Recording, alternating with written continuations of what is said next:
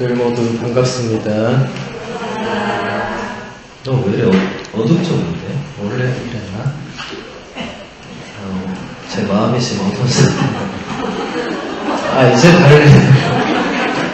다들 어두움을 의식하지 못하고 계셨나 보네요.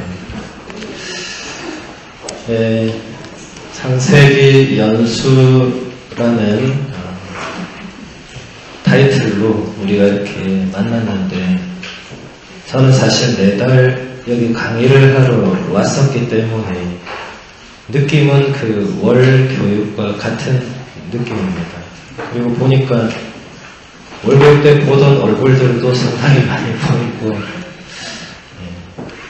월 교육 때 안 오고 오늘 연수 때 오신 분만 한번 손 들어보세요. 얼마 안 되네요. 손 들어주세요. 창세기 연수라는 이 프로그램을 제가 이제 보면서 깜짝 놀랐습니다. 왜 놀랐냐면, 연수 프로그램이 강의밖에 없더라고요. 연수인데 왜 강의밖에 없지? 이 생각을 처음에 했습니다. 근데 이제 이 관계된 분들하고 여러 얘기를 해보니까 뭐 여러 가지 상황상, 또 시간상, 또 장소도 그렇고, 강의가 이제 연수의 거의 이제 전부를 차지한다. 갑자기 부담스럽더라고요. 여러분이 창세기 연수는 굉장히 중요한 시간입니다. 여러분이 걸어온 창세기 여정을 이렇게 마무리하는 굉장히 뜻깊은 순간인데, 강의밖에 없다고 하니까, 강의가 안 좋으면 큰일 날 거 아니에요. 좋아도 원래 저런갑다 싶을 거고, 제 인생에 이렇게 이틀 연강을 한 7, 8시간 하는 것도 처음인데, 그래서 이게 보통 일은 아니다, 그런 생각을 해서 어제 밤잠을 설치고 제가 신학교 때 창세기 연수라는 프로그램을 제가 갔었어요. 이제 이런 어른들 말고 청년들 하는 연수를 갔었습니다. 그때 이제 제가 학부 4학년 과정을 마치고 군대를 가기 위해서 쉬고 있을 때였어요. 신나게 놀고 있는데, 지금 사무국장 하는 그 강동욱 신부님이 저보다 이제 한 해 후배인데, 그때 같이 휴학을 했어요. 같이 군대를 가겠다고. 한 해 후배가 어쨌든 군대를 같이 갔어요. 근데 그때 그 강 신부님이 저한테 창세기 공부하는 거 있는데 형님 가볼래요? 이런 거예요. 그래서 난 놀고 있으니까 니나 갔다 온다 이랬는데, 형님 근데 공짜로 해준다는데 이런 거예요. 한국 사람 공짜면 또 혹하잖아요. 얼만데 공짜인데 이랬더니 12만 원인데 공짜라고. 왜 공짜인데 이랬더니, 교구에서 보내준대, 우리 신학생들 놀고 있으니까 놀지 말고 뭐 좀 해라고. 그래서 이제 가게 됐습니다. 서울이 아니죠. 지금 의정부 교구죠. 그렇죠? 의정부 교구에 한마음 수련원이라고 큰 시설이 있어요. 갔더니 한 350명의 청년이 모여 있더라고요. 깜짝 놀랐어요, 저는 아무 이 기본 사전 정보나 이런 거 없이 그냥 이 후배들 신학생이 따라가서 해서 그냥 이제 놀러 갔는데, 가보니까 전국에서 청년들이 한 350명이 모여 있더라고요. 이 공간에 한 몇 배는 되는 어마어마한 공간에서 막 이렇게 찬양을 하고 있더라고요. 딱 가보니까. 되게 첫인상이 되게 충격적이었어요. 저는 그렇게 많은 젊은이가 모여있는 걸 처음 봤기 때문에 깜짝 놀랐어요. 그리고 이렇게 찬양 소리도, 여러분들 찬양 소리에 한 10배 이상 우렁찬 또 젊은이들이니까 막 찬양을 하고, 저는 무슨 개신교 무슨 그런 데인 줄 알았어요. 개신교 부흥회론 데인 줄 알았어요. 가톨릭에 그런 게 있다는 줄 몰랐습니다. 그때만 해도 촌놈이었기 때문에. 근데 그때 이 연수를 처음 들어가서 이제 그 창세기 연수 4박 4일이나 했어요. 그리고 근데 그 연수가 저를 굉장히 바꿔놓은 시간이었습니다. 진짜 아무것도 모르고 갔다가 3박 4일 동안 많은 체험을 하고 그리고 물론 군대를 갔지만 그 뒤로 제가 이 성서 모임과 굉장히 인연이 각별해졌어요. 그 전까지 아무 상관없는 사람이었는데 그때 제가 이렇게 청년들이 변화되는 모습들을 보고 또 저도 많은 체험을 하면서 이게 뭔가 이게 힘이 있다. 사실은 하느님 말씀의 힘으로 이루어지는 거죠. 기본적인 거는 말씀의 힘이고 이제 그 다음에 뭐 찬양의 힘이 있고 뭐 나눔의 힘이 있고 또 연수라는 어떤 특별한 시간의 그 은총의 힘도 있고 여러 가지가 복합적으로 이루어지는 건데 어쨌든 기본은 말씀의 힘이겠죠. 그 창세기 연수에 그 딱 타이틀이 딱 걸려 있었는데 그게 창세기 3장 9절의 말씀이었어요. 너 어디 있느냐? 3박 4일 내내 그 말씀 가지고 뭘 막 하는 거예요, 이제. 너 어디 있는지를 이제 각자 찾아가는 여정이 되었겠죠.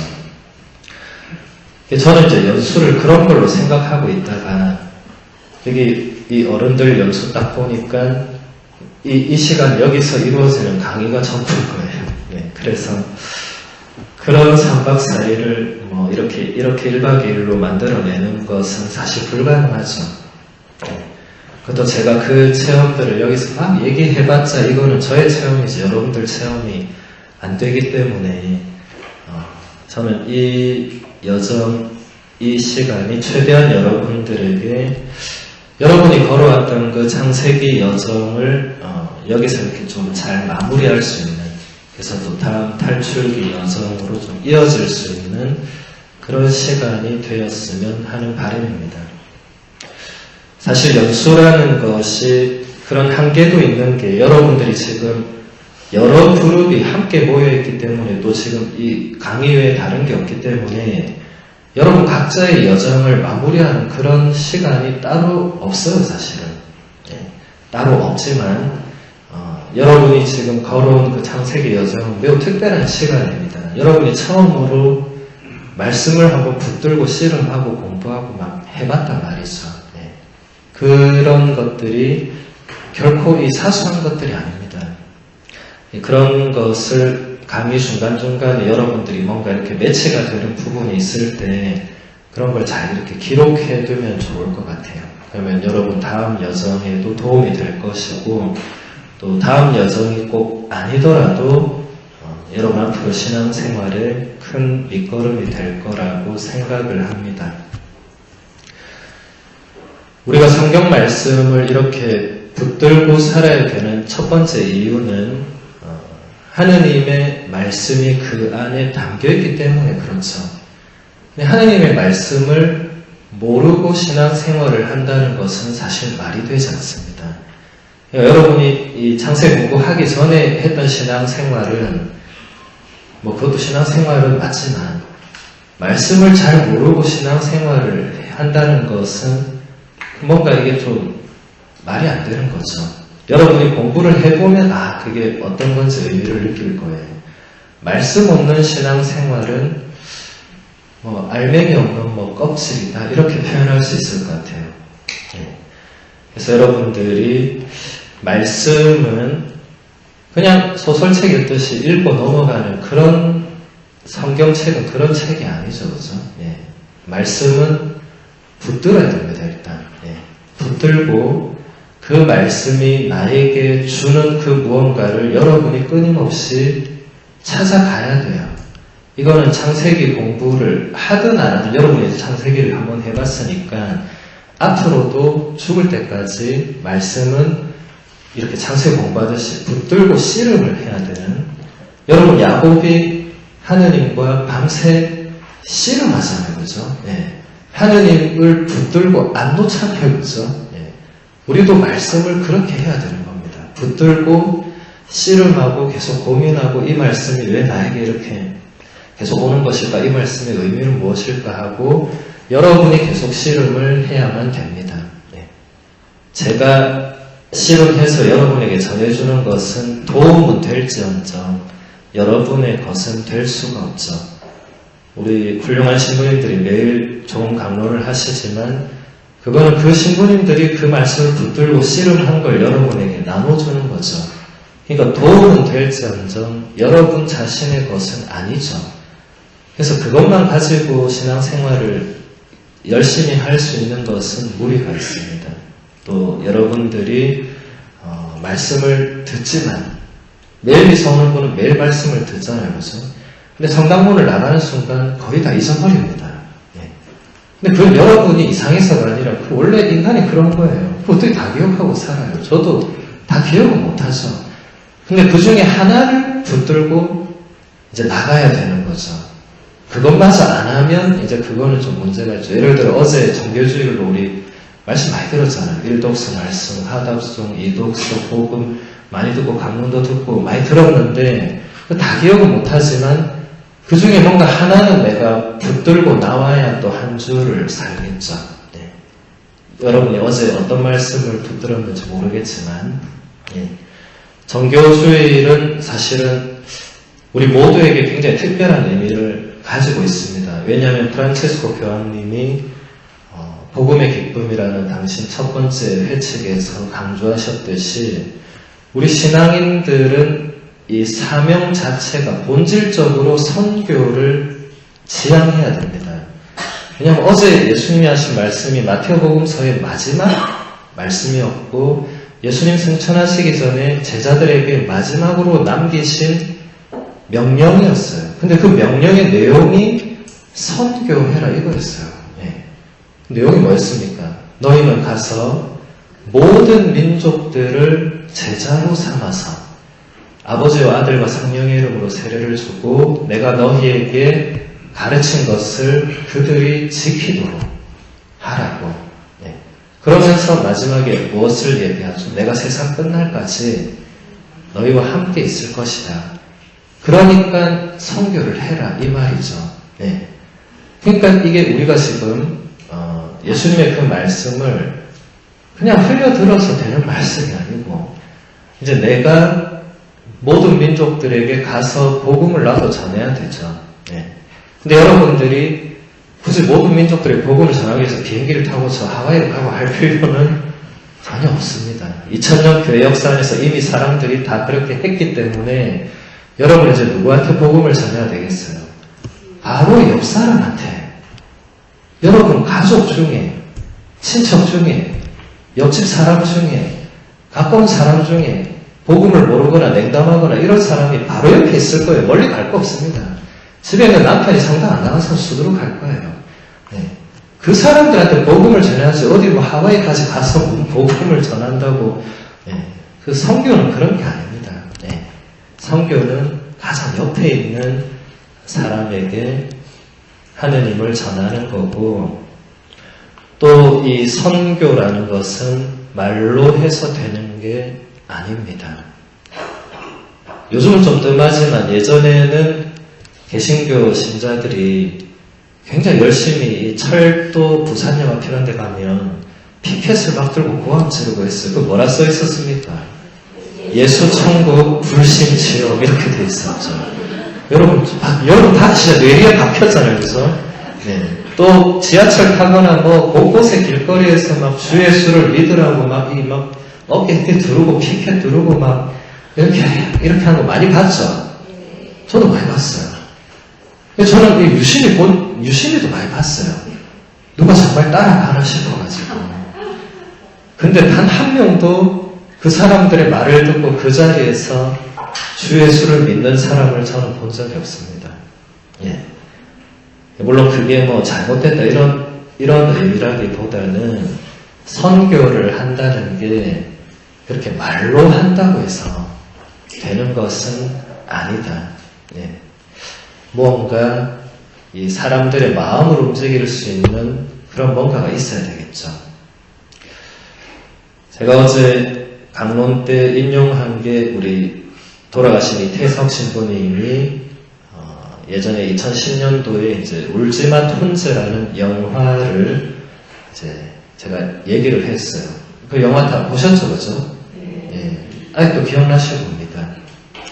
영화 제목은 울지 말라고 되어 있는데 영화 보고 나온 사람들은 전부 다 눈물을 막 펑펑 흘리죠.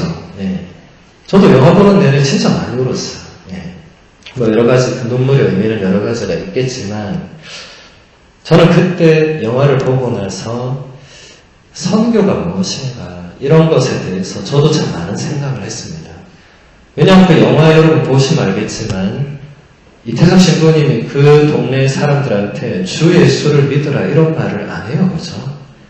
그 사람들한테 가서 예수 천국 불신 지옥 티켓을 걸어놓고 그런 거 안 해요. 그 가서 뭐 했습니까 그분이? 그분 일단 의사니까 일단 아픈 사람들을 다 무료 진료 뭐 수술 이런 거 해줬죠. 찾아오면 다 뭐 고쳐주고 또 애들한테 뭐 했습니까? 아이들한테는 음악과 이제 수학과 영어 이런 거를 가르쳐줬죠. 예. 그리고 이렇게 몸이 더 아파서 못 오는 사람들은 직접 찾아가서 뭐 또 치료를 해주고 또 나병 환자들 이렇게 모여있는 곳에 그 아무도 안 가는데 그 시민 가가지고 이제 일주일에 한 번씩 가서 치료도 해주고 가서 이야기해주고 그 영화 보면 그 되게 단조로 그게 다예요 그게. 예. 그거밖에 없어. 근데 사람들이 계속 울어요 막. 예. 별것도 없는데. 예. 근데 별것도 없어 보이지만 그게 뭔가 사람들에게 마음을 움직이는 뭔가를 준다는 거죠. 예. 그 동네 사람들이 이태석 신부님이 예수를 믿으라고 한 번도 말 안 했는데 다 보면 믿고 있어. 예. 그리고 그 사람들이 뭐라고 말했어요 거기서 그 성경에 하느님이 나는 잘 모르지만 이 신부님을 보면 하느님이 저런 분이 아닐까 이렇게 생각하고 예수님은 저런 분이 아닐까 생각한다. 예. 그게 성격이죠. 그렇죠? 인도의 마더 데레사 성녀도 뭐 여러분 다 아시겠지만 저는 인도를 직접 가봤어요. 군대 갔다 와서 또 할 일 없이 놀고 있는데 또 할 일 없이 놀고 있으니까 인도나 가라 이렇게 해서 또 갔어요. 근데 그 인도의 한 달의 시간은 또 저에게 매우 큰 변화의 시간이었습니다. 그 마더 데레사 수녀님 물론 그때는 뭐 돌아가시고 없었지만 그 수녀님 사셨던 그 수도원에서 저희도 이제 한 달을 이제 살면서 이제 수녀원 일과대로 이렇게 일하고 기도하고 했는데 그 수녀님들도 이렇게 제가 같이 일해보니까 이 수녀님들이 그 사람들한테 주 예수를 믿어라 이런 말을 안 해요. 아무도. 네. 그냥 가서 자기들 할 일을 하는 거예요. 똑같이 뭐 환자들은 돌봐주고 애들은 뭐 가르치고 가르쳐주고 그렇게 하는 거예요. 그리고 그냥 기도하고 매일 이사가고 매일 저녁에 성시간이 있는데 아무한테도 뭐 오라 소리도 안 해요. 또 가라 소리도 안 하고 사람들은 그냥 자기 마음대로 해요. 뭐 미사 드릴 사람 미사 드리고 안 올 사람은 안 오고 와서 일할 사람이 근데 와서 일을 해도 뭔 일을 해라 이런 말을 안 해요. 사람들이 보고 자기가 할 일을 그냥 묵묵히 하는 거예요. 네. 근데 그런데 거기서 점점 예수님을 믿는 사람들은 늘어나는 겁니다. 예. 그러니까 선교라는 게 여러분들이 이렇게 입으로 옆 사람한테 야 이번에 세례 한번 받아봐라. 야 이제는 좀 냉담을 풀고 나와봐라. 이런 게 선교의 진정한 의미는 될 수가 없다. 오히려 여러분들이 정말 복음에서 말씀에서 느낀 것을 내가 살아내려고 노력할 때 그게 오히려 선교가 되는 겁니다. 예. 굳이 어디 가서 뭐 말씀을 전하고 이러기 전에 나부터 진짜 이 한 말씀으로 살아보자 하고 노력하면 옆에 사람이 그걸 안 볼 수가 없어요. 여러분 자녀나 남편이나 주위 사람이 그걸 안 볼 수 없어. 제가 왜 저러지 이러면서 볼 거예요. 며칠 하다 말겠지 이렇게 생각할 건데 계속하면 저 안에 뭐가 있구나 이렇게 생각하겠죠. 네. 그러면서 저게 뭘까 이런 고민을 하게 되겠죠. 인도를 독립시킨 마하트마 간디는 죽을 때까지 그리스도교 세례를 받지 않았습니다. 하지만 죽을 때까지 복음서를 읽고 묵상한 사람이에요. 그리고 거기서 독립에 굉장한 영감을 얻었어요. 특히 그 산상설교에서 예수님의 말씀을 보고 비폭력 운동이라는 것을 이제 전파하면서 사실 인도가 독립까지 가게 됐죠. 그런데도 간디는 세례를 끝까지 안 받았습니다. 그 이유가 뭔지 아십니까? 예, 인도의 신자들이 진짜 복음대로 사는 모습을 안 보여주니까. 그러니까 굳이 세례 안 받아도, 근데 간디는 오히려 본인은 더 복음대로, 복음 정신으로 가난을 제한하고 비폭력을 제한하고 그렇게 살았단 말이죠. 우리 신자들이 그렇게 안 살거나 못 살았단 말이죠. 이건 우리에게 대단히 부여하는 바가 큽니다. 지금 우리들도 우리나라에 신자 아닌 사람이 훨씬 많죠, 신자들보다. 예.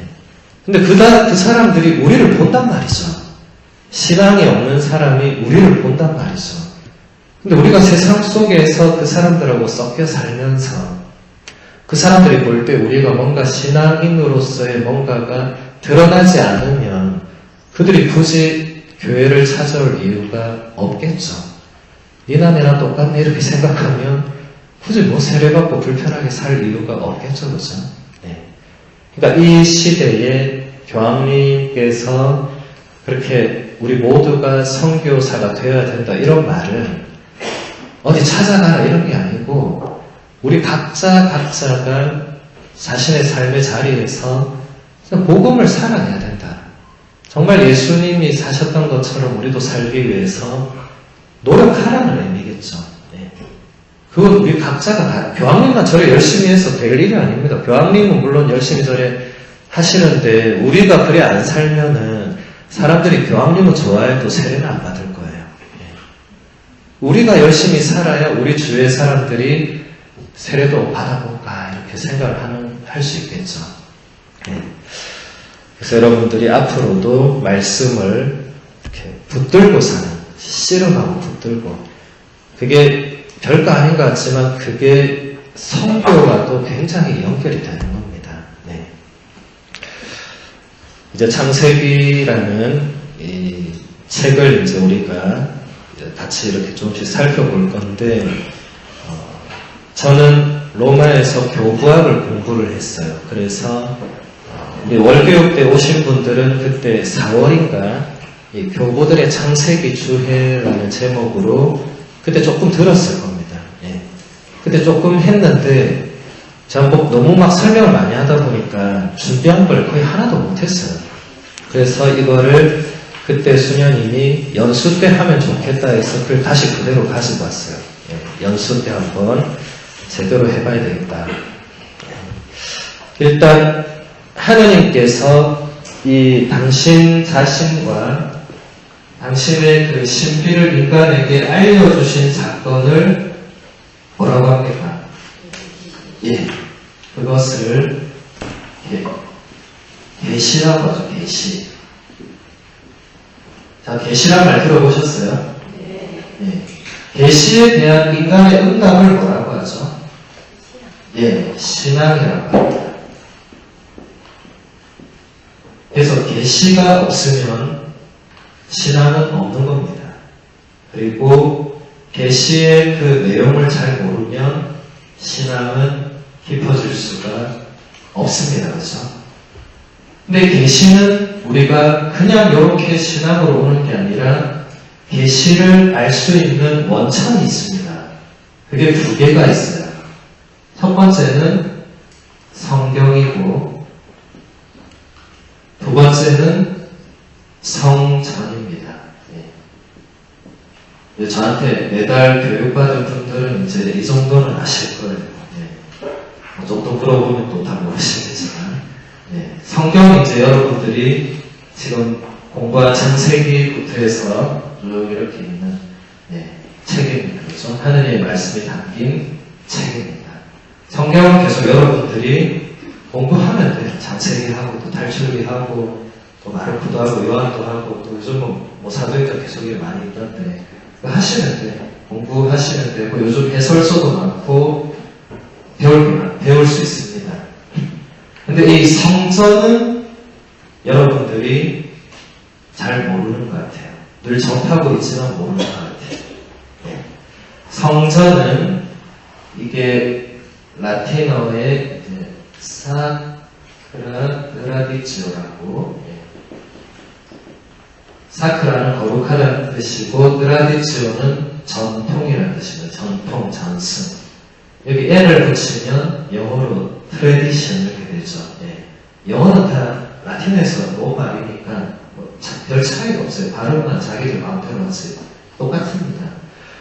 그러니까 이게 교회의 거룩한 정승, 성경을 제외한, 아니 표현 좋아하는데 성경을 근본으로 바탕으로 해서 계속 우리 교회가 2000년 동안 뭔가 쌓아온 그 모든 유산을 성전이라고 합니다. 그러니까 이게 뭐 매우 강력했죠. 성경은 이미 정해져 있잖아요. 73권이 정해져 있죠. 이것은 더 이상 누가 건드릴 수가 없습니다. 그러니까 성경은 처음이 있고 끝이 있죠. 그죠? 근데 성전은 처음도 뭐 있다고 말하기 애매하고 끝은 없습니다. 왜냐하면 이게 교회의 유산이라고 했잖아요. 그죠? 지금까지 교회가 안 망하고 왔어요. 중간에 망할 뻔한 적이 많았는데 어쨌든 안 망하고 여기까지 왔어요. 지금 복사성당 아직 안 망하고 있는 거 보세요. 여러분 있는 각 성당도 뭔가 망할 것 같은데 뭔가 안 망해. 왜 안 망하겠어요? 교회는 성령께서 이끌어가시기 때문에 우리가 생각하듯이 그렇게 망하진 않을 겁니다. 세상이 종말하면 지상교회도 그때 같이 문을 닫겠죠. 그게 성전도 그때 같이 못 닫는 겁니다.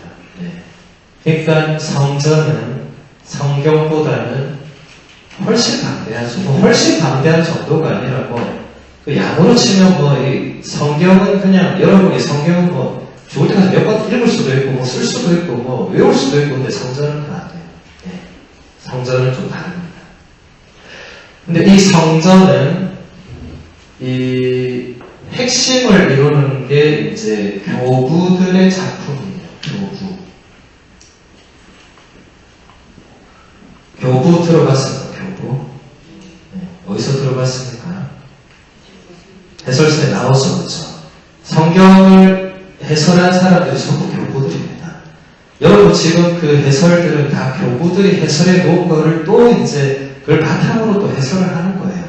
교부들이 해설해 놓은 것을 절대로 벗어날 수가 없습니다. 이 교부들은 라틴어로는 파데르 에클레시아라고 합니다. 파데르는 이제 영어로는 father이 되겠죠. 교회의 그러니까 이 뒤에 에클레시아는 교회가 되죠. 교회의 아버지다. 그런 말입니다. 교회의 아버지다. 교회의 아버지 하면 누구를 말하는 거겠어요? 교회의 아버지가 누가 있습니까? 교황님도 교회 아버지죠. 주교님도 교회 아버지죠. 우리 신부들도 같은 붙자를 씁니다. 그렇죠? 영혼의 아버지라고. 그렇게 치면 너무 방대하죠. 근데 여기서 이 성전에서 말하는 교부는 한정된 시대의 그 사람들을 가리킵니다. 성경 이후에, 성경은 묵시록으로 끝나죠. 그렇죠? 묵시록 이후부터, 그리고 12사도 이후부터 활동했던 분들, 그리고 약 8세기까지, 이 중세 앞부분까지 활동했던 그분들을 한정적으로, 시대적으로 한정해서 교부라고 표현합니다. 그냥 그때 이분들이 했던 게 이제 이 성전의 주축을 이룹니다. 예를 들어서 어떤 교리를 확정하고, 이단을 물리치고, 정통신앙을 수호하고, 이런 걸 했던 거죠. 우리 월교에 오시는 분들은 이제 다 들어서 알겠지만, 성경만으로는 이단을 물리칠 수가 없습니다. 여러분 지금 신천지에서 난리를 쳐도 아무도 저거를 어째 못하는 이유가 같이 성경 들고 오는 거예요. 얘도 성경 들고 나도 성경 들고 그럼 둘이 싸우면 어떻게 돼요? 이건 결과가 날 수 없어요. 나는 성경을 이렇게 해석한다는데 지가 그래 해석한다는데 내가 그걸 가지고 맞다 틀리게 할 수 있습니까? 없습니까? 지 생각이 그런데 어쩌겠어요. 신천지 걔들이 그래 생각하면 어쩌겠어요. 그거 못 바꾸는 겁니다. 예. 그래서 성경만으로는 안 되는 거예요. 예. 그래서 성전이 반드시 필요한 겁니다. 예. 교회의 가르침이 있어야만 됩니다. 지금도 마찬가지죠. 이 신천지로 넘어가는 사람들은 이 성전을 제대로 모르는 거예요. 성경 해석은 그쪽이 더 솔깃할 수도 있죠. 네. 그렇게 해서 넘어가면 이제 인생이 망치는 거죠. 그냥 넘어간 사람들을 잘 말릴 수는 없지만은, 그러니까 이런 걸 제대로 배워야 되겠죠. 여러분들이 이 성교부들의 작품을 이제 여러분들이 접해야 되는데, 교부들은 일단 숫자가 너무 많습니다. 한 수백 명은 더 될 거예요. 저도 안 세봤어요. 너무 많아가지고. 어쨌든 그 많은 사람들이 그 많은 작품을 썼는데 여러분이 다 읽을 수가 없습니다. 근데 그런 것들이 계속 교회 가르침 안에 이어져 왔습니다. 그러니까 교부 시대가 약 8세기까지 이렇게 끝났지만 그 뒤에 역사를 보면 중세로 계속 넘어가죠. 그죠? 예. 중세로 계속 넘어가면서 계속 이때 많은 성인들이 활동을 합니다. 여러분 중세의 대표적인 성인이 누구예요? 프란치스코. 네. 프란치스코 한 사람이 중세 전체를 떠받들었다고 해도 과언이 아닙니다. 여러분 아시시 가보신 분 손 들어보세요. 아시시. 네. 왜 이렇게 많이 안 가시고 좀 갔다 오세요. 아시시. 어디 딴 데 보러 가지 말고 아시시 이런 데 좀 갔다 오세요. 네. 아시시에 가면 갔다 오신 분들은 이제 기억나시겠지만 거기 가면 프란치스코 성인이 묻혀있는 무덤 위에 성당을 몇 층으로 지었어요. 대성당으로. 지하 무덤 경당, 그 다음 1층 성전, 2층 대성전이 있어요. 2층 대성전에 가면 그 조포라는 유명한 화가가 그린 프란치스코 성인의 일배기가 담긴 이 벽화가, 프레스코가 이렇게 쫙 둘러져 있어요. 저기부터 시작해서 쫙 이렇게 돌아서 이 끝까지 이렇게 그림밖에 없어요. 여기는 우리 목사는 돈이 없으니까 저 시타일만 저리 하나씩 해놔야 되는데 뭐 한국 성당들이 다 그렇죠. 근데 그때는 그 예술가들이 그냥 자기 재능을 다 공짜로 기부했죠. 예. 지금 같으면 그 그림 하나에 몇 억 줘도 그 그림 못 배웁니다. 그거 그대로 거기 있어야 됩니다.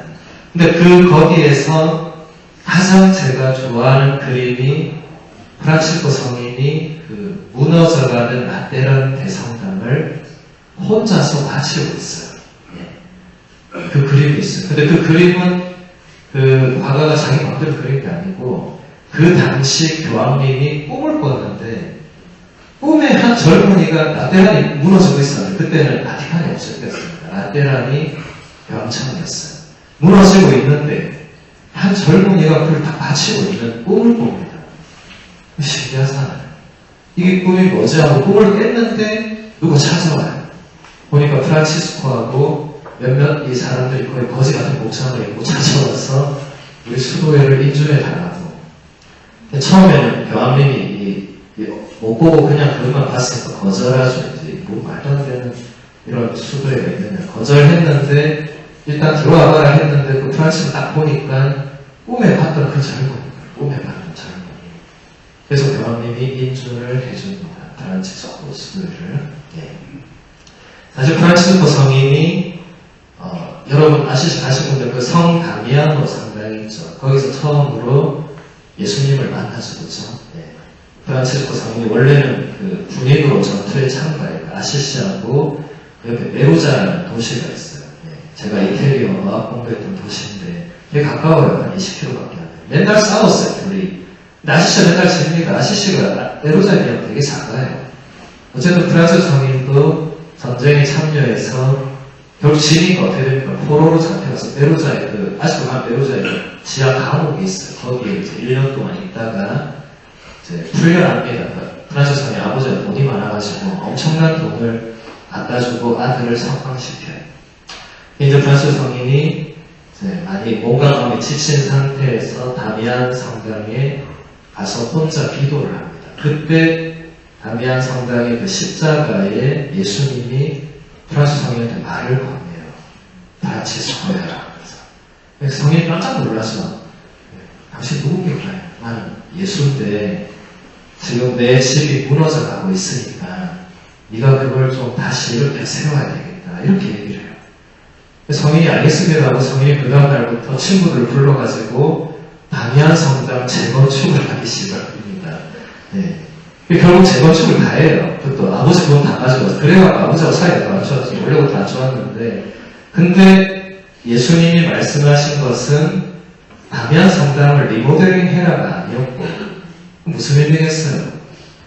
중세에 무너져가고 있는 그 교회를 네가 이렇게 세워야 이거였습니다. 네. 나중에 알아들었죠, 프란치스 성인이. 처음에는 다미안 성당 고치다가 나중에 알아들었죠. 그리고 그게 그 당시 교황이 꾸매고 그대로 그게 나타난 겁니다. 예, 라테란이 무너지고 있는데 프란치스코 성인이 마치고 있었죠. 예. 그리고 실제로 프란치스코 성인은 그런 역할을 했습니다. 그 시대에 만약 프란치스코 성인이 안 나왔다면 진짜 교회 망했을 거예요. 루터 나오기 전에 이미 교회는 망했을 겁니다. 근데 프란치스코라는 성인이 나오면서 이 성인의 삶을 본 사람들이 계속 신앙생활을 했던 거죠. 네. 이렇게 계속 이어지는 겁니다. 이 성경이 교부들로 해서 넘어오고 또 성인들로 이어지고 또 프란치스 성인 말고 또 중세에 가장 뛰어난 성인이 토마스 아퀴나스 이런 분이 있어요. 아빌라의 데드레사 이런 분들 또 시에나의 카타리나 뭐 몇 안 돼도 그런 분들이 계속 교회를 이어오게 만듭니다. 예.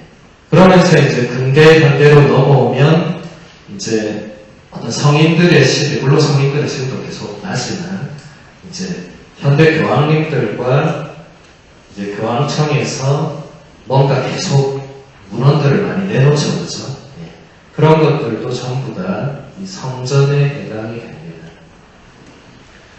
가장 최근에 나온 교황님의 이름으로 나온 문헌이 기뻐하고 즐거워하여라는 책이 있어요. 보신 분 있습니까? 우리 가톨릭 교회 현실이 이렇습니다. 교황님이 책을 내면 아무도 안 봅니다. 난 여러분이 무슨 책을 읽는지 모르겠어요. 교황님이 책 내면 신자들은 읽어야 될까요? 신자 아닌 사람은 안 읽어도 제가 뭐 할 말이 없어요. 근데 신자가 교황님 책 냈으면 읽어봐야 될 거 아니에요. 교황님이 교황님이 자기 개인 에세이나 수필을 쓰는 게 아닙니다, 이게. 예. 지금 프란스 교황님이 되고 나서 한 해에 한 번씩 당신 이름으로 책을 꼭 냈어요.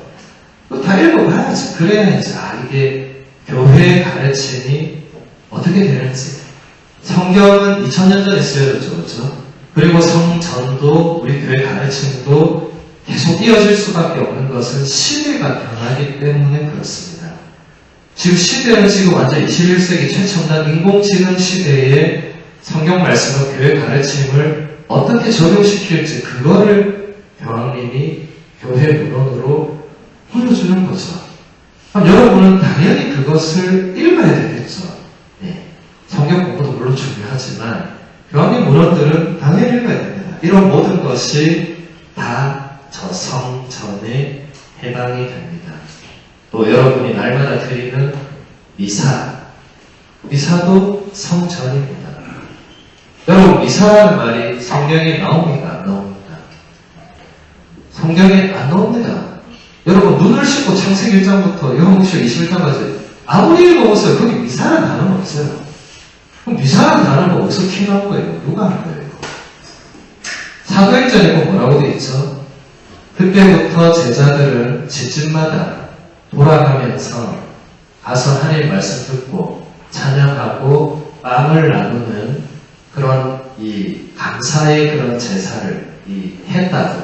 그죠? 그게 미사의 이 기원이 되죠. 예수님께서 엠마오로 가는 두 제자와 함께 길을 가면서 예수님이 처음에 뭐부터 합니까? 그들에게 말씀을 일깨워주죠. 성경 말씀이 이러이러한 거다. 일깨워주고 그 다음 그들과 집에 가서 뭐 하죠? 빵을 들고 감사를 드린 다음 나누어주죠. 네.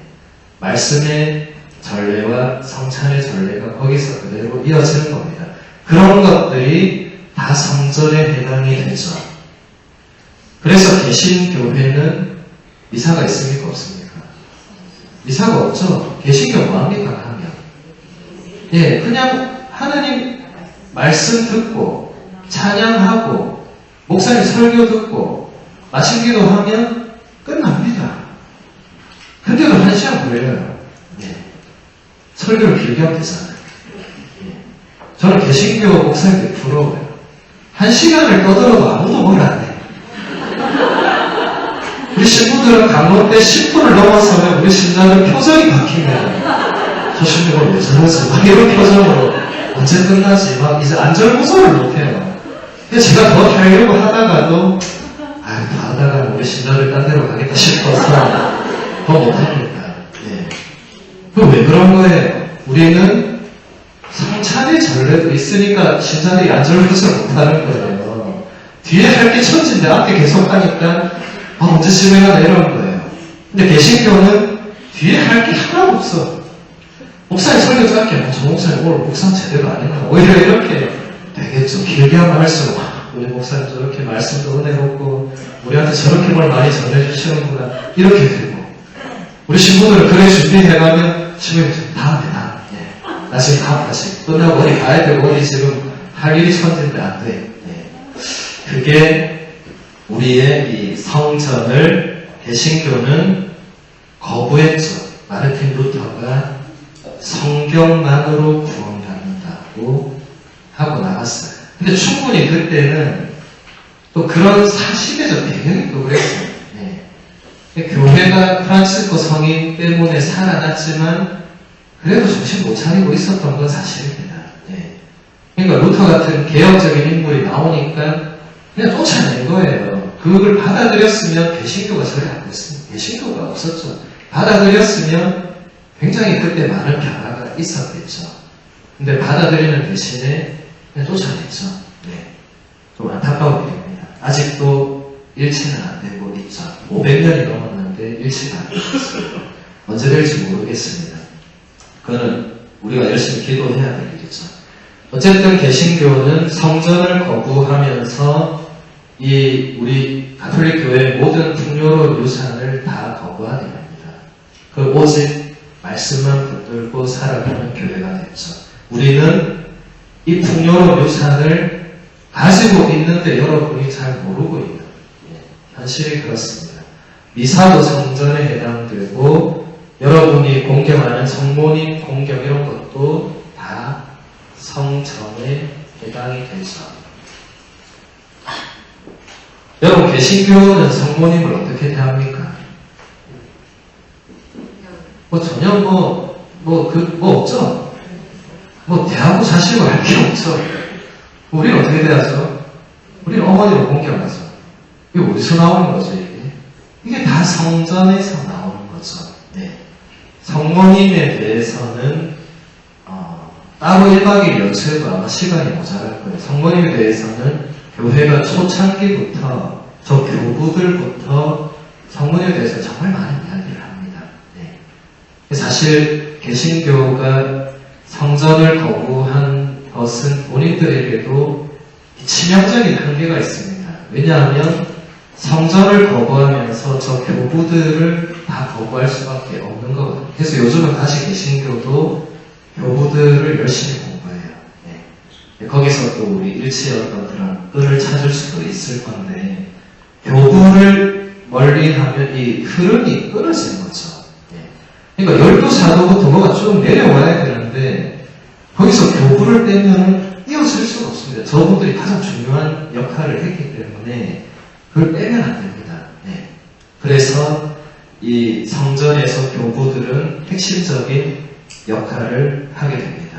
그래서 제가 앞으로 이 연수에서 그런 것들을 조금씩 여러분들에게 알려드리고 또 어떻게 이어지는지를 보여드릴 겁니다. 네. 보여드리려니까 뭐가 풀어서요. 하지 말라는 건지 격하게 반영한다는 건지 네. 창세기로 이제 들어가 보도록 하겠습니다. 창세기 1장 1절은 이렇게 시작됩니다. 한처음에 하느님께서 하늘과 땅을 창조하셨다. 예. 사실 이 첫 문장이 정말 중요한 문장입니다. 첫 문장 안에 모든 것이 담겨 있다고 해도 과언이 아니고, 예. 사실 이 한 문장만 가지고도 뭐 며칠을 이래 해도 모자랄 건데, 일단 한번 보도록 하겠습니다. 한처음이라는 단어가 나옵니다. 예. 한처음.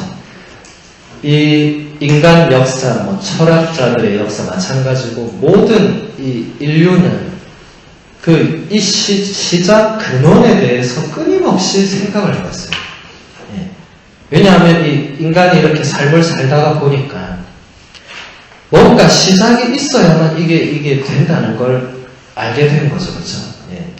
동물들이나 식물들은 뭐 그런 생각 없이 그냥 살면 되지만 우리는 살아보니까 그게 아닌 거예요. 우리가 여기 존재하기 위해서는 누가 있었습니까? 다. 부모님이 있어서 내 같은 여러분 중에 부모 없이 나는 그냥 영도다에서 그냥 어느 날 나타났다. 뭐 그런 분 안 계시잖아요. 예. 부모님이 있었고 부모님도 보니까 할아버지 할머니가 있었고 그들도 보니까 이렇게 계속 가다 보니까 이게 뭔가 이 존재에는 근원이 있어야 되는구나. 뭔가 이 처음이 있어야 되는구나. 예. 이거는 신자, 비신자를 막론하고 누구나 생각하는 거죠. 예. 그래서 많은 사람들, 철학자들이 그 근원에 대해서 얘기를 했어요. 예. 만물의 근원은 물이었다. 왜냐하면 물을 가만 보니까 물에서 모든 생명체가 나오잖아. 물 없이는 생명체가 살 수가 없잖아. 이게 많은 사람들이 물이 정말 그 근원이었나 보다. 이렇게 생각했어요.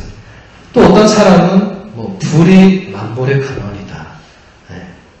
또 온도가 열이 없으면 또 죽잖아요. 생명체는 온도가 있어야 돼. 네. 그런 식으로 고민했던 사람들을 우리는 자연 철학자다. 이렇게 표현합니다. 그러니까 이 뭔가 만물의 근원을 자연적인 요소 안에서 찾으려고 했던 철학자들이 있었어요. 굉장히 옛날에. 그리스 시대 굉장히 옛날에. 그러다가 이제 여러분도 잘 아는 소크라테스라는 사람이 이제 자연에서 인간에게 눈을 돌리면서 이제 완전히 시대가 또 새로워집니다. 그때부터는 더 이상 철학자들이 만물의 근원을 자연적인 요소에서만 찾지 않고 인간을 보면서 인간 안에서 뭔가를 이제 찾으려고 했죠. 왜냐하면 인간도 계속 안으로 들어가 보니까 이 인간 내면도 뭔가 끝이 없는 뭔가 있는 거예요. 예. 여러분도 그런 걸 한 번씩 느낄 거예요. 여러분도 여러분 자신을 잘 모르잖아요. 내가 왜 이러지 이럴 때 많잖아. 한 번씩 내가 진짜 왜 이러지? 쟤는 왜 저러지? 막 그럴 때 많잖아요. 내 뱃속에서 나오는데 쟤는 도대체 왜 저러지? 그런 거 많잖아요.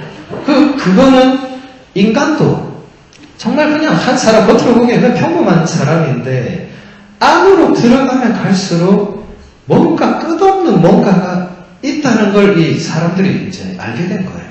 네. 그리고 적어도 이제 소크라테스나 플라톤이나 이런 위대한 철학자들은 그걸 알게 해준 거예요. 그 사람들 위대한 거 맞아요. 그 사람들이 사람들로 하여금 그런 것에 눈 뜨도록 해준 거예요. 네. 어쨌든 만물의 어떤 존재의 근원이 있다는 것에는 이제 사람들이 거기에 대해서 의심하거나 그런 건 없습니다. 그리고 끊임없이 그때부터 그 근원이 도대체 무엇인가를 이제 찾게 된 거죠. 철학자들은 그 근원에 대해서 철학적으로 답을 내놨고 과학자들은 그 근원을 과학적으로 답을 내놓습니다. 우리 신앙인들은 그 근원에 신앙적으로 답을 내놓습니다. 지금 이 차이가 뭔지 아시겠습니까? 각자 답을 다르게 내놓는데 각자 답을 내놓는 그 방식과 이 견해 이런 것도 다른 겁니다. 그러니까 그걸 가지고 서로 싸우면 싸움이 안 되는 겁니다. 그러니까 과학자와 신앙인이 성경 가지고 싸우면 싸움이 안 되는 거예요.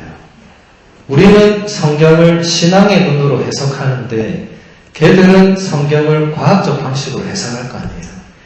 그래서 서로 백날 싸우면 뭐예요? 뭐 답이 나오겠어요?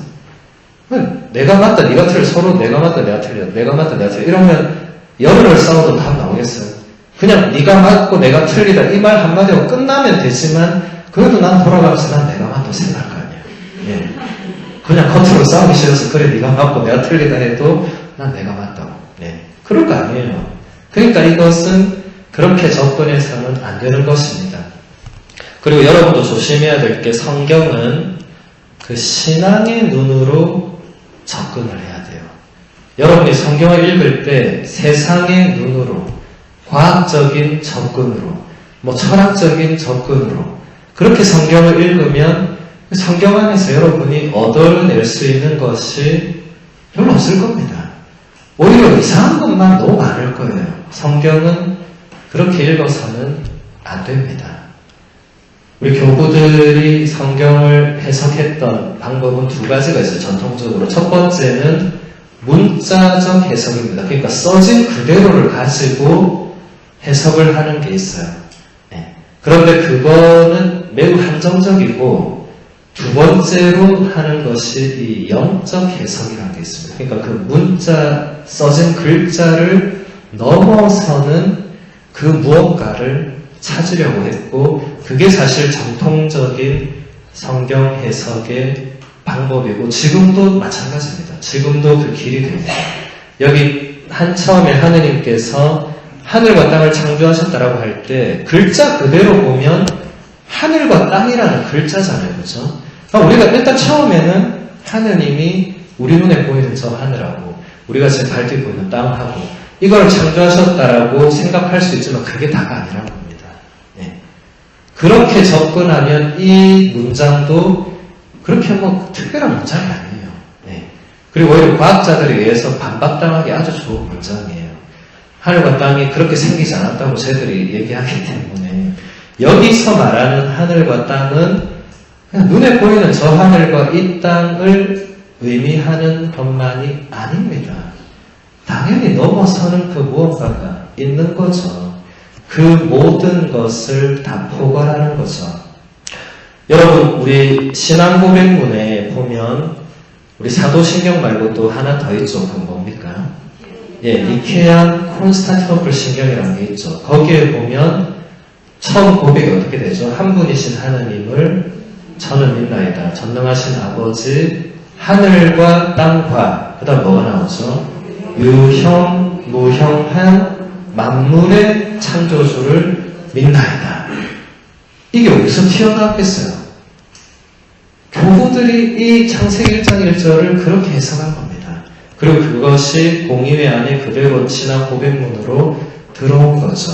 그러니까 창세기 1장 1절은 그냥 만물의 근원에 하느님이 계셔서 하느님이 하늘과 땅을 창조했다 이게 아닙니다. 그 니케아 신경의 고백처럼 하느님, 한 분이신 그 하느님이 전능하신 그분이 하늘과 땅, 여기서 하늘과 땅은 우리 눈에 보이는 이 지구 뭐 이런 걸 말하죠. 근데 그것보다 그뿐만 아니라 그걸 넘어서는 유형, 무형의 그 모든 만물을 하느님이 창조하셨다. 네. 유형은 뭡니까? 형체가 있다. 무형은 뭐죠? 형체가 없다. 그래서 만물은 뭐죠? 모든 것을 말하죠. 모든 것. 예. 우리 눈에 보이는 것뿐만 아니고 눈에 보이지 않는 모든 것뿐만 아니고 우리 내면의 정신적인 그 진짜 끝도 없는 그 모든 것을 하느님이 창조하셨다. 예. 그것을 믿는 게 우리 신앙인이고 그것을 믿지 않는 게 이제 비신앙인, 무신론자, 뭐 과학자, 일반인 뭐 이런 사람들이 되는 거죠. 네. 그 굉장히 중요합니다. 첫 단추를 그렇게 꿰어서 삶을 풀어나가고 살아가는 사람들과 그거 없이 그냥 살아가는 사람들과는 굉장히 이게 다른 거예요. 네. 그래서 한 시간이 훌쩍 지나갔으니까 우리 10분만 쉬고 다시 계속 이어서 강의하도록 하겠습니다. 잠시 10분 쉬겠습니다.